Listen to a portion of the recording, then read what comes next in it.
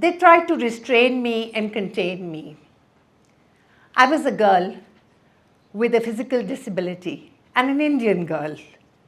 Of course, school, family, society tried to restrain and contain me, but that made me more innovative.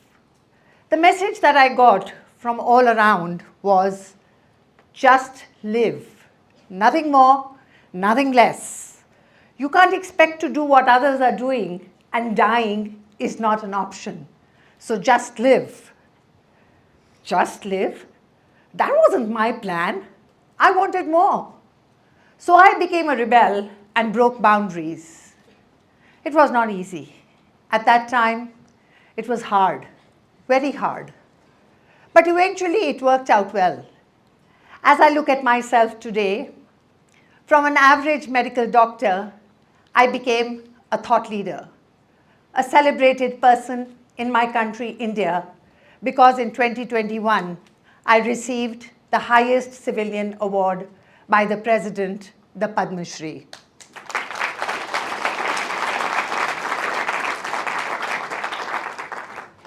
In my life and work, I have observed the domino effect very closely and miraculously.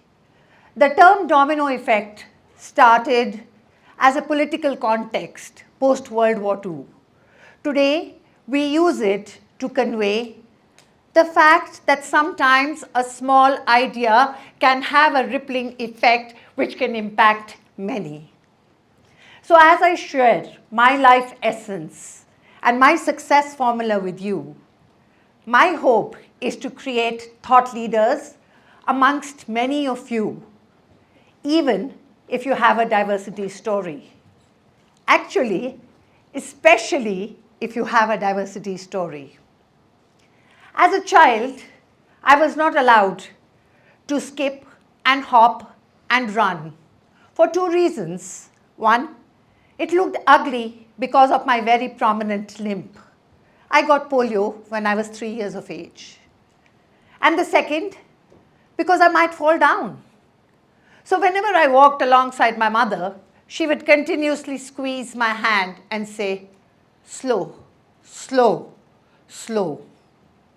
I couldn't go out to play. It was too risky. I couldn't wear clothes that other children were wearing because I wore a big caliper in my leg and it needed to be hidden. And million other things. But I was bursting with energy to be more. So I broke all the rules. When no one was watching, I hopped and ran and danced. I would sneak up to the rooftop to talk to a friend whose house was across. We would tie rubber bands to comic books and throw across the bathroom windows. I would bunk right in school to get some excitement in life. Nothing, just hiding in one of the corridors and spoiling some other few children along the way. I made a boyfriend when I was 13 years old. Obviously, that resulted in falls, injuries, even fractures, heartaches, and heartbreaks. But I could not be put in a box. So I started thinking about my life and what should I do ahead. And one thing I knew for clear, I wanted to be a doctor. But in class 10, I was told I can't take science, too strenuous. Whenever such a thing would happen, a setback like that, it would hurt a lot. But then the mind would say, what now? So I walked up to the principal's office, a very strict convent nun, mind you, not one of the soft kind ones.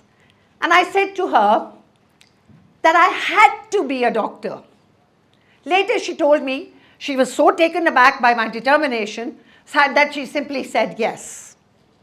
But then when joining medical college, they declared me medically unfit. Another battle, but I won it. 3 divine things which have been with me throughout. Today I call them my success formula. The first one is the impulse for more, which leads to breaking the boundaries.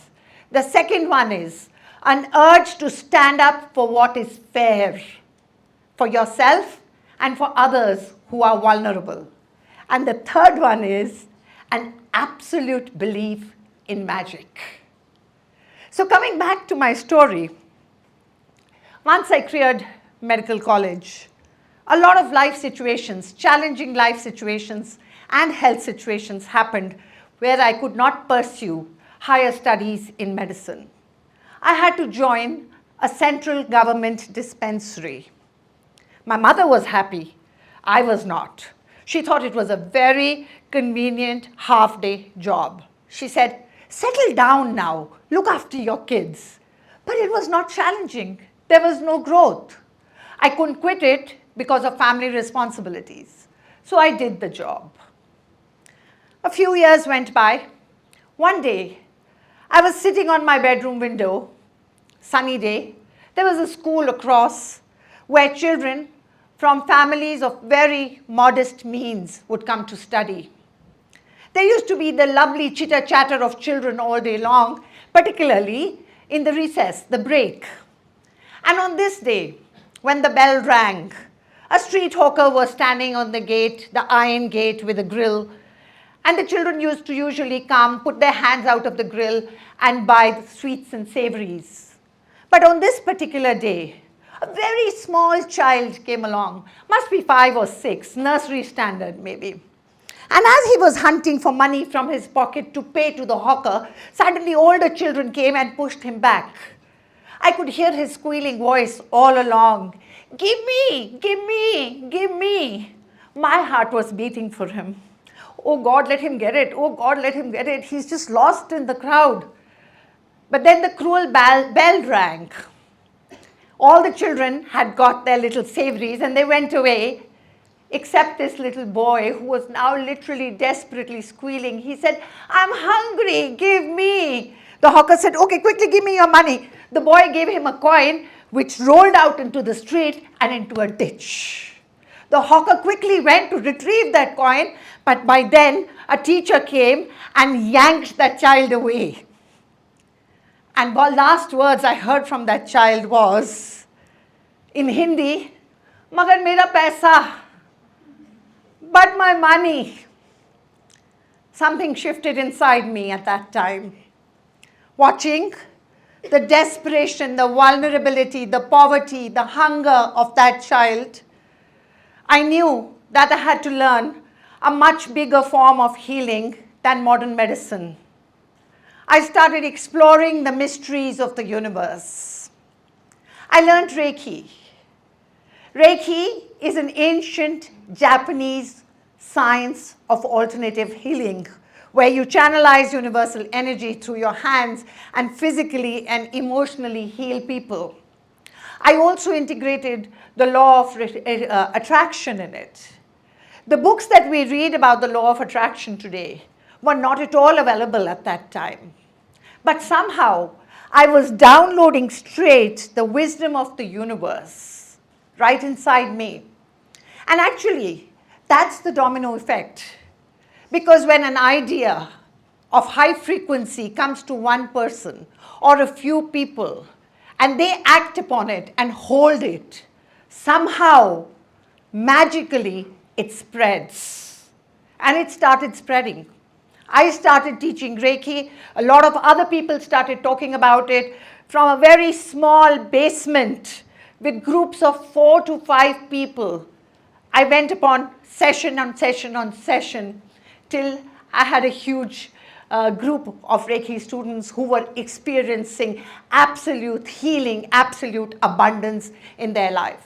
I then went on to learn hypnotherapy and neuro-linguistic programming, more tools to decode the human experience. And then the bug hit again, the impulse for more. Internet was relatively new to me at that time.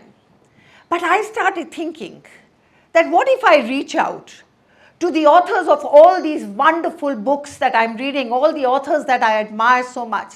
And I felt and I believed that something magical is going to happen, something big is going to happen through which I can impact thousands of people. So I started sending email after email. Nothing directly happened. But then the author of the book Men Are From Mars and Women Are From Venus, Dr. John Gray, came to India. I walked up to him and I said, I want to be mentored by you. He agreed. And I became the first Mars Venus coach in India.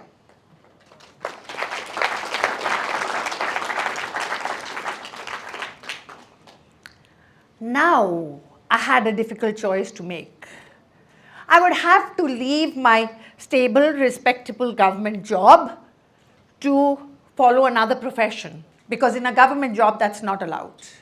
Everybody said, that's a crazy thought. Who leaves a stable, respectable government job? But me being me, I spread out my arms, stood on the edge, and took the leap of faith. And there has been no looking back since then.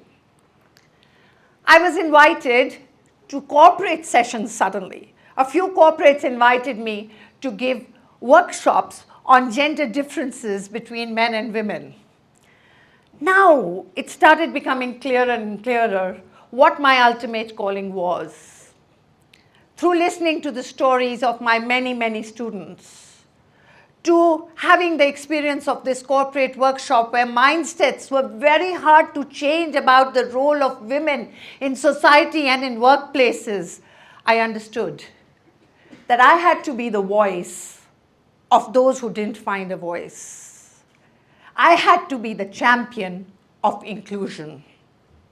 So I started doing workshops in corporates, in cities, in towns, in plants. I traveled relentlessly from one place to the other, not at all easy.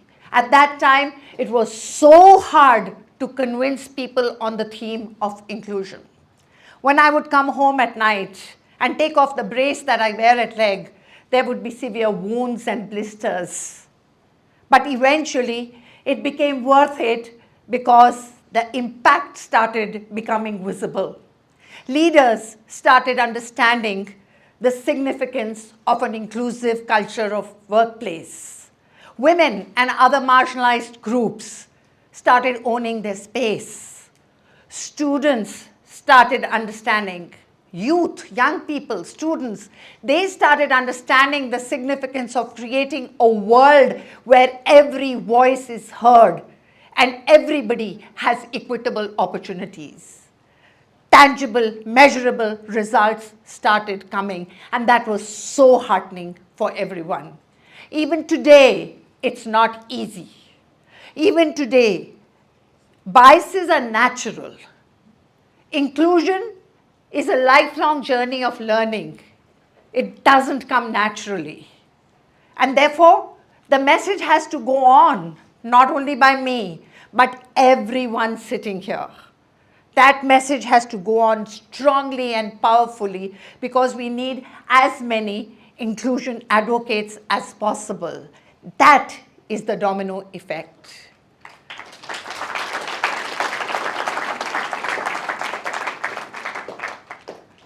So in summary, my magic formula, my success, secret of success, those three things. The first one, the impulse for more, breaking the boundaries. If you are a person who belongs to a group or a place where you are told you shouldn't ask for more, break the boundaries. You need not be that much of a rebel as I was. It can be more constructive. With globalization and with technology, you can do it in a much smarter way. The second is the need and the urge to stand up for fairness, for yourself and for those who are vulnerable. Be an upstander, not a bystander. When you see somebody being marginalized, excluded, stand up and speak for it. And lastly, the belief in magic. I absolutely believe in magic even till today. You know, when I was little, I used to go up to my rooftop, look at the stars, and wish that when I get up in the morning, I will be like everybody else. It didn't happen that morning, but I think I can say today that it has happened.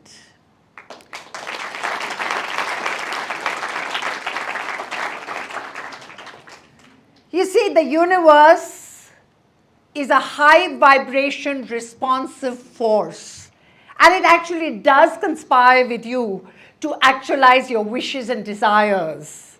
But for that, your own vibration frequency has to match the frequency of your desire. And there has to be a willingness to create miracles, of course, for yourself, but also for the greater good of others.